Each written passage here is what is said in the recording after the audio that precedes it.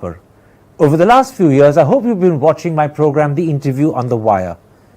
During that period, I've interviewed doctors, politicians, businessmen, scientists, authors, and even the occasional Nobel laureate. For me, it's been exciting. I hope it's been enjoyable for you. But these, as you know, are tough times, and if this program is going to remain bold, independent, and sometimes even defiant, then I think we need your support. At the end of the day, it's a truism, but editorial independence is best defended by the viewers. So if you would like this program to remain the way it is, forthright, outspoken, and interesting, then would you consider supporting us?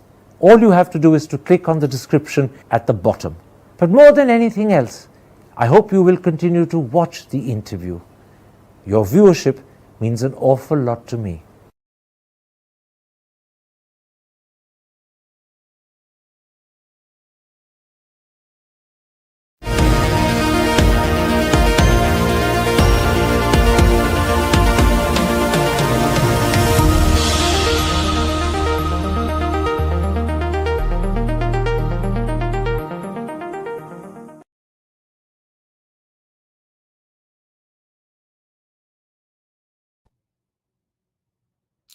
Hello and welcome to a special interview for The Wire.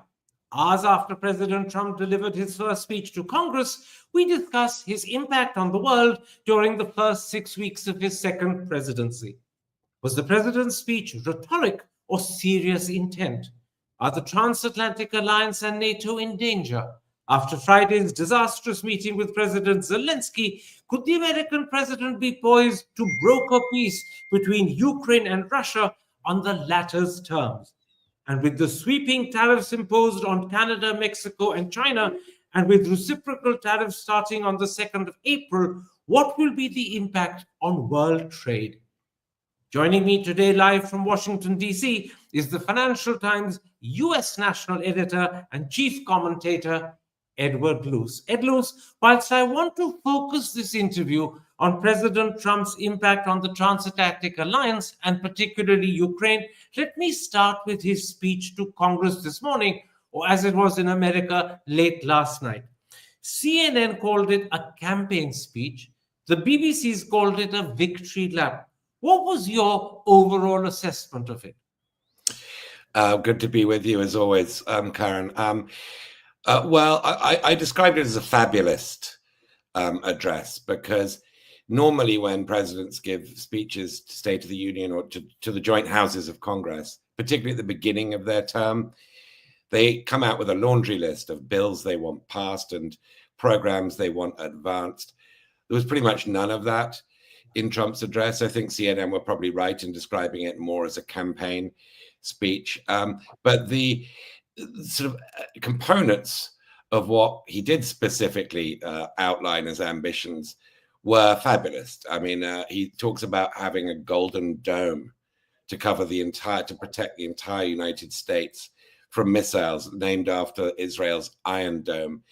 This would cost every single gold bar in Fort Knox and more. A minute or two earlier, he'd said he wants to balance the federal budget. I mean, you can't really reconcile these things. He wants to put men on Mars. He wants to actually colonize Mars and plant the stars and stripes on Mars. Seize Greenland, repeated his aspirations to take control of the Panama Canal. It's very hard to tell how much of this is trolling and how much of this is in earnest, but none of the sort of conventional policy rollouts you would get from a conventional president. Let me pick up on some of what you said.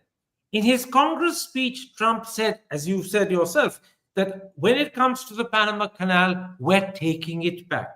Of Greenland, he said, one way or another, we're going to get it. He also referred to the Gulf of Mexico as the Gulf of America. And recently, he's repeatedly called Trudeau Governor Trudeau. In your eyes, is he serious? Is this trolling? Or is it just rhetoric? It's very hard with Trump to sift sort of fantasy from reality. And some of this will be the former and some of this will be the latter. I think if you're Canadian, you're taking very seriously the fact that America is now in a full-blown trade war with Canada, its largest trading partner, arguably its closest friend, and its least controversial friend. Are you taking seriously the idea that Trump keeps repeating that he wants to annex Canada and turn it into the 51st state? I think we can probably dismiss that because, I don't know whether you've ever seen an angry Canadian. It's a rare sight, or at least it used to be. Now angry Canadians are sort of a thing, including Justin Trudeau, the outgoing prime minister, who's not known for his spine and for his vehemence. But his statement yesterday, a few hours before Trump spoke to Congress, was sort of Churchillian in its defiance. There was spitting anger, to put it figuratively. So you take some of it seriously, but where you draw the line, you have to find out. And I don't know whether Trump knows where you draw the line. Now, one of the things that surprised me is that he said to Congress something that he said about himself before. He said he believes he was saved by God to make America great again. And then he added, the golden age of America has just begun. Did he come across to some people as somewhat of a megalomaniac on a mission? Would that be a fair description? It would be. I mean, again, some of it is supposedly tongue-in-cheek. He said he's accomplished more in 43 days than most presidents have in 4 or 8 years, and that he was number one president now. George Washington was number two. Clearly, there's certain things there that are guaranteed to trigger what people call Trump derangement syndrome. But he kept referring and has kept referring to the fact that God saved him last July from the assassin's bullet so that he could make America great again. He said it in the convention. A few days later, he said it during the campaign. He said it in his inaugural address 6 weeks ago. And then he said it again to Congress last night. So it goes down well with the base. And the idea that not only he is the only vector of America's coming new golden age, but that Joe Biden is the worst president in all of human history, again, is something he keeps repeating. So at some level, of course, he believes it. Writing in the Washington Post just a few days ago on the 2nd of March, Fareed Zakaria said, and I'm quoting him, Trump is not just changing American foreign policy, he's reorienting America's moral compass. And to me, that suggests a pretty sweeping restructuring. To what extent would you agree with that? To what extent would you say that may be a bit exaggerated today? Oh, if anything, it's understated. I don't think Fareed is exaggerating at all. The fact that on the same day, yesterday, Germany, its incoming Chancellor, Friedrich Merz, said that Germany would scrap its debt brake, which is sacred to Germany's post-war identity, that there is a limit on borrowing. It would scrap its debt brake so that Germany could rearm. Now, that was the big announcement of yesterday. That was absolutely serious, not fabulous, not based on fantasy, based on the deep shock that America's closest allies feel at America's departure from the Transatlantic Alliance, America's essentially declaring an end to the West. So I never expected to see a German leader say anything close to what Friedrich Merz said, but it is deadly serious.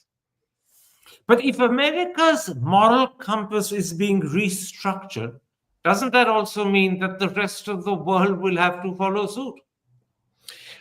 It means the rest of the world will have to react. And of course, depending on where we sit, we will react differently. For Russia, for Vladimir Putin, this is a real field day in terms of its narrative on the global stage, in terms of it being welcomed back to international fora, and in terms of its battlefield opportunity with Ukraine. Just overnight, having frozen all further military aid to Ukraine, Trump has now suspended any intelligence sharing with Ukraine, which essentially leaves it blind. Now, it's not totally blind because it still uses Elon Musk's Starlink system, but I think you can guess what's going to happen with that too. It's going to be turned off.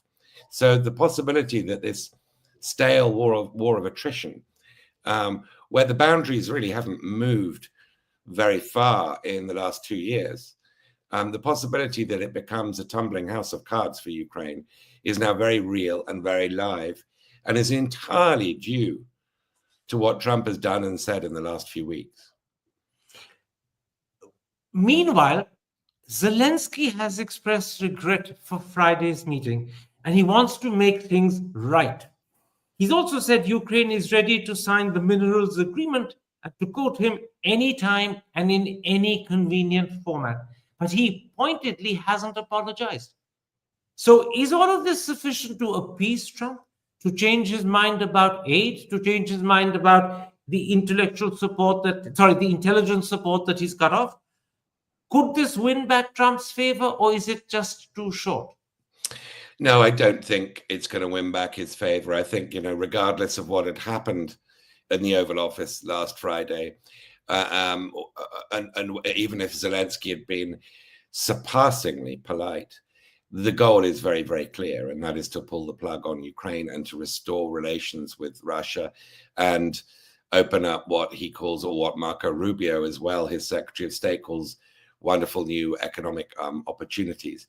The fact that Zelensky wasn't wearing a tie is neither here nor there. It's kind of absurd to think that if he had worn a tie, everything would now be fine. A few days earlier, the United States had voted with Russia at the United Nations. India abstained, China abstained, both as normal, as expected, and quite reasonably from their national point of view of their national interests. The United States switched from voting with Ukraine to voting with Russia. That was a pretty stark and clarifying moment, I think, for the Ukrainians. And Zelensky is accepting this deal because beggars can't be choosers, and because Europe's leaders, led by Britain's Prime Minister Keir Starmer, who hosted a meeting of the European side of the Transatlantic Partnership last Sunday, all urged him to do that, because you have to appease. Well, the way I put it is, you need to bring fruits to the volcano. Trump is a sort of potentially lethal, sort of natural and unpredictable natural force, who for the time being has enormous power. It will take time for Europe to replace the military supplies that is now frozen from America, that have now been frozen. And Zelensky accepting the minerals deal is a way of buying time. In other words, Zelensky has been goaded, pushed by his friends into appeasing Trump, but Trump is unlikely to be appeased. Yes, I think that's correct. I mean, it goes a bit further than that and gets a little bit ominous, because Trump has said, if Zelensky doesn't want to make peace, we will find somebody else. J.D. Vance, the vice president, has said similar things, as have Elon Musk. Elon Musk has described Zelensky as evil, because he's allegedly been presented here as the aggressor, which is just really odd, the sort of switching up of a victim and abuser in terms of the Russia-Ukraine relationship. And what this does, this talk of the dispensability of Zelensky, is it provides a pretty unsubtle green light for Russia to take him out. They're saying what stands between Ukraine and peace is Zelensky, and he is dispensable. Now, Russia, I think, could have at any time, and they had assassination squads in Kiev after the invasion 3 years ago. But then as American support built up, I think it was quite clear that they decided not to target Zelensky. It would be too incendiary. Now they have a green light. Now, in his letter, which Trump read out to Congress, Zelensky said, and I'm quoting him, Ukraine is ready to come to the negotiating table as soon as possible to bring lasting peace. And he added, I stand ready to work under President Trump's strong leadership to get a peace that lasts. In addition, Trump, for his own part, told Congress that he has had strong signals from Russia they're ready for peace. And today, apparently, the government spokesman in Paris has said that Macron, Starmer, and Zelensky are considering going as a threesome together to Washington to meet Trump. How do you interpret all of that? Suddenly, does peace in Ukraine, perhaps on Russian terms, look a lot closer than it did 24 hours earlier? I think it's frankly always been on the cards. What was useful about the really unprecedented spectacle in the Oval Office, with Trump and his team turning on Zelensky like that, and Zelensky arguing in vain his corner, was that it happened in full view of cameras. If it had happened behind the scenes, we wouldn't have had this clarifying moment. So I think it makes it pretty clear that Trump will impose a deal on Ukraine come hell or high water. And since that is going to happen, it's better to be with it than against it, because then you can help shape it. Now, the European hope here is that they will get the political will and the money together to be able to supply tens of thousands of peacekeeping troops to sort of anchor Ukraine's security during this cessation of hostilities, ceasefire, pause, whatever you call it, armistice, I don't know. And that will make Russia less likely to try and breach the agreement, as it has done multiple times before with Minsk I, Minsk II, after it seized Crimea and entered the Donbass. This is during Trump's first term and even Obama's last term. We're talking here of a 10, 11-year-old war, not a 3-year-old war. So Europe would wish to somehow give Zelensky some comfort factor. But ultimately, what they really want is an American backstop. Which looks unlikely. It seems unlikely, but the more troops the Europeans can provide, and I'm told, to be credible, there needs to be 2 or 3 divisions there, which would be 60,000 or so troops.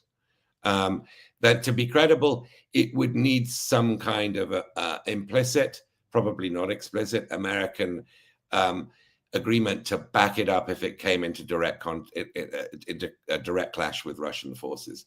Now, the bigger it is, the more extravagant it is, the more Trump might think, well, this could be a winning equation. I don't want to be on the wrong side of it. That's the theory. That's the only way you're going to persuade Trump to support such a venture, if it looks like it's got real political will behind it. But the problem is the sort of peace deal that everyone believes Trump is, as you said, hell or high water working towards, is one that would be peace on Russia's terms. If Russia retains control of the Ukrainian territory it's occupied, whilst Ukraine itself is kept out of NATO, to the world outside that will look like victory for Russia and an effective surrender by Ukraine. Yeah, it could be worse than that. I mean, the sort of hit to Ukrainian morale it's visceral. Watching their president, who'd been feted as the modern-day Churchill and hero and defender of freedom, watching him labeled as the culprit by the United States, it's hard to overstate just what a gut-wrenching moment that was for the Ukrainian people, from what I hear from colleagues there and from other reporting. So the hit to morale will cause desertions. It will also cause exodus from the country, people getting out before the fleeing tanks, before the advancing tanks. So that could then conjure up the specter of a sudden breakthrough in the lines and a collapse of Ukraine.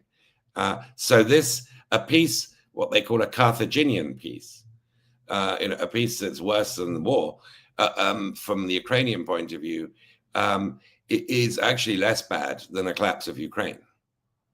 This is why you began earlier on talking about Ukraine collapsing like a house of cards. Indeed. And I think that is the immediate game plan of Macron, Starmer, and Zelensky. Stop that from happening. Buy ourselves some space while we can reconstitute the West make more extravagant, well, more ambitious pledges in terms of new defense spending and cooperation, because you really don't want 32 tin pot armies all operating separately. Europe has to integrate if it is to replace America. And by the way, in this context, Brexit sort of seems like a quaint, old-fashioned argument. The Europeans, Britain included, are all standing shoulder to shoulder on this. Absolutely. But at this moment and against this background, let's come to the Transatlantic Alliance. Not only has there been that dramatic and explosive meeting in the White House last Friday with Zelensky, where he was humiliated. As you said, Trump has stopped all aid to Ukraine. He's cut off all intelligence support to Ukraine. And in the meantime, Vance has ridiculed both France and Britain, although he didn't name them, for contemplating sending peacekeeping troops to Ukraine. He's ridiculed them as random countries with neither the experience nor the capability. And Elon Musk, who increasingly seems to count for a lot, has endorsed calls for leaving NATO and even the United Nations. Does all of that suggest that the Transatlantic Alliance is experiencing its worst ever crisis? Yes, and possibly it's over.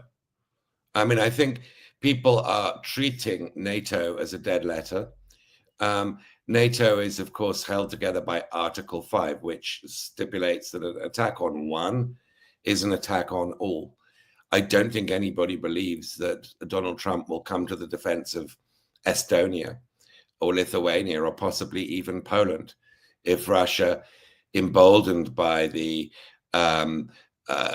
subduing of Ukraine, then decides to sort of expand its front line.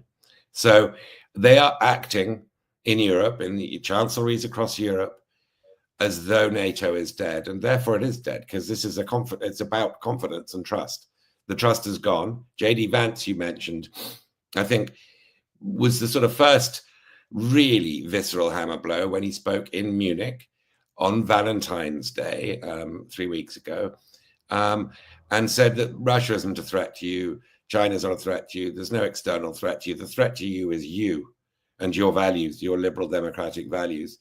And he then went on to pretty much endorse the far-right neo-Nazi Alternative for Deutschland party 3 days before the German general election in Munich, of all places, Munich, with all of its historical echoes.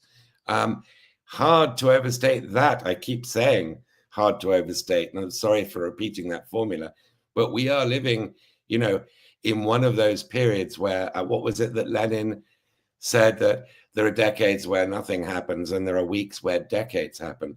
Decades have happened in the last few weeks. Tell me, what would the death of NATO mean for Europe? And combined with that, what would it be for the American people? How would they perceive it? America is deeply divided on this. And I think if you look at even Republican voters, most of them still see Putin as the aggressor and have some sympathy for Ukraine. What's played on them is, we're spending all this money on foreigners and we should be spending it on ourselves. It's not the Vance-Trump sort of overt affinity for Putin. It's more a fatigue thing. So I think America is still, as a nation, more naturally still a part of the West. And therefore, this could be a sort of monumental aberration. These 4 years, if a Democrat came back in 2028, or a different kind of Republican. But the damage being wrought, not just to NATO, but to confidence in America, amongst its neighbors, Mexico, Canada, to the idea that America will stick to its word and sign deals and uphold those deals. I mean, I'll just give you one example. Trump was the person who renegotiated NAFTA in his first term. Last week, as he was talking about reimposing big tariffs on, imposing 25% tariffs on those two neighbors, Mexico and Canada, he said it was a crazy deal and why would anybody sign it? It was his deal. I mean, it's the sanctity of the contract. It also sounds pretty quaint in this context. So in the short term, people will bring fruits to this volcano. In the medium to long term, they will seek alternative arrangements. And one such arrangement, which we're already seeing manifested very rapidly, is Europe moving closer to China. That would worry Trump, wouldn't it? Maybe. It's very hard to get inside his head. I think he sees the world as a bunch of deals. And, to the extent there are any values, it is that, well, the world's a jungle and we're a predator. We're the biggest predator. And small predators, can just wait to be gobbled up or sort of get behind me. I mean, it's not, a lot of people are trying to sane wash this as sort of neo-realism or offshore balancing or giving sort of very well thought out schools of thought, foreign policy labels to what Trump is doing. I think it's much more simple and transactional than that. But as I say, the transactionalism is sort of self-cannibalizing because you need to actually have some trust in the contract for transactions to be on both sides, for transactions to stick or to happen in the first place. And I think that Trump is sort of vaporizing that kind of trust amongst friend or foe alike. Meanwhile, Europe is out in the cold and the door is slamming shut behind it. Yes, I mean, this is the hour of Europe. We've heard that before. The ball, the ball's in Europe's court. It's up to Europe to shape what this means. And it is very true that Europe's relied on the United States for decades. It's kind of been infantilized by dependence on the US as the provider of security, nuclear umbrella, and basically the decider. I mean, there have been moments where Europe's not followed America. France and Germany, most famously, refused to get involved in the Iraq War in 2003. Even Britain, refused to get involved in the Vietnam War in the 1960s. But generally speaking, Europe has been follower. America has been leader. Europe has been receiver of security, and America has been provider of security. That is over. So it is up to Europe to de-infantilize pretty damn quick. Finally, Ed Luce, Trump has also imposed 25% tariffs on Canada and Mexico, an additional 10% on China, taking that up to 20% altogether. And he's announced reciprocal tariffs will start on the 2nd of April. Canada and China have retaliated. Mexico has indicated that it will probably do so over the weekend. I take it we're now in a full-fledged trade war. And what will the impact be on world trade? Well, it'll certainly be damaging to world trade and to world growth. And it's been damaging already to American growth. I mean, this is a different economy Trump is coming into to the one he came into in 2017. Then was a low interest rate, pretty much zero interest rate economy where you could borrow and spend and there was no real penalty in terms of higher interest rates. We're now in a very tight monetary environment and there are immediate sort of snapbacks by the markets. Treasury yields, meaning the cost of borrowing, going up sharply, in stock market wiping out all its gains since Trump was elected, and the forecast that in the first quarter of 2025 there will be a contraction, so the beginnings of a recession. So the impact on inflation of having 25% tariffs and 20% tariffs on your three largest trading partners, that's instant and accumulating. And I think those who are sort of more realistic about how Trump operates are saying, well, he's not going to shift course because of ethical appeals or the rule of law or, alliances or sentiment. But if the stock market melts down, that will make him think. That will sort of concentrate his mind. And I think that's a more realistic assessment of how Trump operates. Last night in his Congress speech, whilst the rest of the country is becoming concerned about the impact of tariffs on inflation, Trump said this would be just a little disturbance. Is that bluff on his part, or do you think he might actually be confident that he can contain the disruption inflation creates? He could suddenly announce a deal, with Canada and Mexico, where Canada promises not to send completely imaginary, non-existent fentanyl to America, and it pretends it has been, and declare it a victory, and we all go home. That's quite conceivable. He likes the appearance of being a deal maker. Or we could be getting into an escalating tit-for-tat war that will be more redolent of the 1930s. Which do you I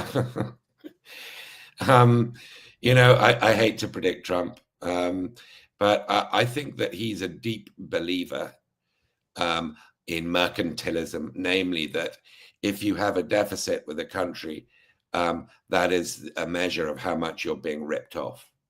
And I think that's an article of faith. It's not an evidence-based observation. In reality, the trade deficits are to do with the gap between domestic savings and income, and America has very low savings. He could drive up savings by cutting the budget deficit.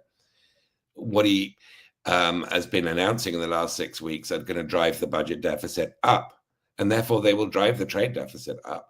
So he doesn't show much grasp of economics here. This is a sort of article of faith. And therefore, I believe we are in a period of deglobalization that could be more dramatic than just deglobalization. My last question. We've done several interviews on Trump over the last 6 months. How do the last 6 weeks since his inauguration compare with your initial fears? Well, what's happening on Ukraine doesn't surprise me. I guess the manner in which it's happening has been quite striking and clarifying. But the direction is not at all surprising. We still don't know what he's going to do about China. There's a trade war, sure, but we still don't know whether he really cares about Taiwan. And it was interesting that TSMC, Taiwan's biggest and the world's most impressive semiconductor maker, announced like $100 billion of new investments in the United States. They're trying to buy, a little bit like Zelensky, pledging $100 billion here and there of Ukraine's critical mineral and oil and gas resources. They're trying to buy, through transaction, Trump's goodwill. But I don't know where his instincts lie on China. He's predatory in this hemisphere, the Western Hemisphere, no doubt about that. But he's kind of tolerant of other big predators being predatory in their hemispheres. So China we've yet to see where the most important bilateral relationship in the world is going to be taken by Trump. And I don't have a strong instinct on that. But certainly what Trump has done is to make everyone sit bolt upright in their chairs and worry about the future. We're not bored, I can tell you, here in Washington, D.C. There is no danger of that. Edward Luce, thank you very much for your insights and for the time you've given me. Take care. Stay safe. Pleasure. Hi, I'm Karan Thapar. Over the last few years, I hope you've been watching my program, The Interview on the Wire. During that period, I've interviewed doctors, politicians, businessmen, scientists, authors, and even the occasional Nobel laureate. For me, it's been exciting. I hope it's been enjoyable for you. But these, as you know, are tough times, and if this program is going to remain bold, independent, and sometimes even defiant, then I think we need your support. At the end of the day, it's a truism, but editorial independence is best defended by the viewers. So if you would like this program to remain the way it is, forthright, outspoken, and interesting, then would you consider supporting us? All you have to do is to click on the description at the bottom. But more than anything else, I hope you will continue to watch The Interview. Your viewership means an awful lot to me.